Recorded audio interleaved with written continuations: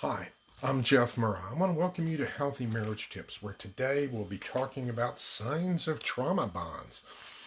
We've been doing this thing on trauma for a while, and I'm sure some of you are wondering, gee, what's the difference between PTSD, or post-traumatic stress disorder, and trauma bonds? I'm glad you asked. There is a lot of overlap between PTSD and trauma bonds. The thing is, with trauma bonds, you're dealing with a lot of those traumatic symptoms, and it also includes that whole idea of the bond that's formed. Part of the way you're coping with it is rolled into that. I say some overlap because they don't totally overlap, but that'll give you a place to start. Now, in terms of some of the symptoms that you're going to find with trauma bonds, some of the ones I've seen, a lot of dysregulation, your hormones, bodily function gets out of whack. Might be digestion, might be breathing, heart rate, things like that. There's sleep disturbance, recurring dreams, obsessive thoughts, flashbacks, freeze responses where, for no reason, whatever, at least it seems that way, you just kind of freeze up. Now, a lot of times when outsiders look at you and you're in the midst of struggling with these things, what's wrong with you? Can't you control it? Can't you do something about it? They don't understand that these reactions are literally kind of taking over. I mean, you'd love to turn them off if you could, but it's not that easy.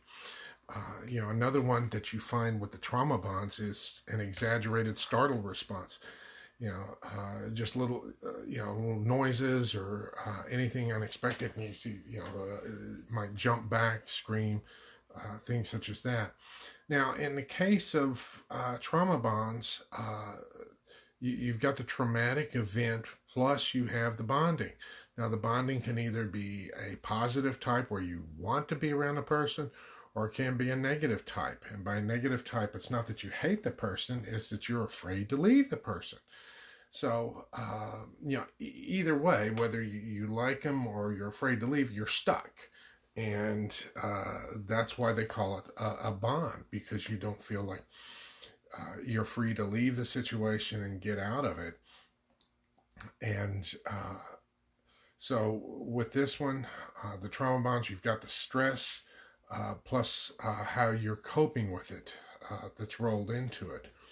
So, all of us go through stressful things, but in terms of trauma bonds, how you're dealing with it is very different. And that's going to require some different approaches and strategies in dealing with it. I talked about one yesterday. I'll be talking more in the coming days. I did want to go ahead and touch on the symptoms. Now, hopefully you're not going to be like the first year medical student. Oh, I've got this one. I must have trauma bonds. If you have trauma bonds, you'll know it. In terms of the relationship, it'll be kind of almost a love-hate type of thing. Things that you like, things that you don't like, but you can't get out of it. You feel like you have to be there, but you feel like a prisoner at the same time. So anyways, I wanted to go ahead and touch on that, and we'll leave you with that for the weekend. If you have any questions, concerns, feel free to leave them below. I'll be glad to get to them. And until next time, this is Jeff Murrah wishing you best regards. Goodbye.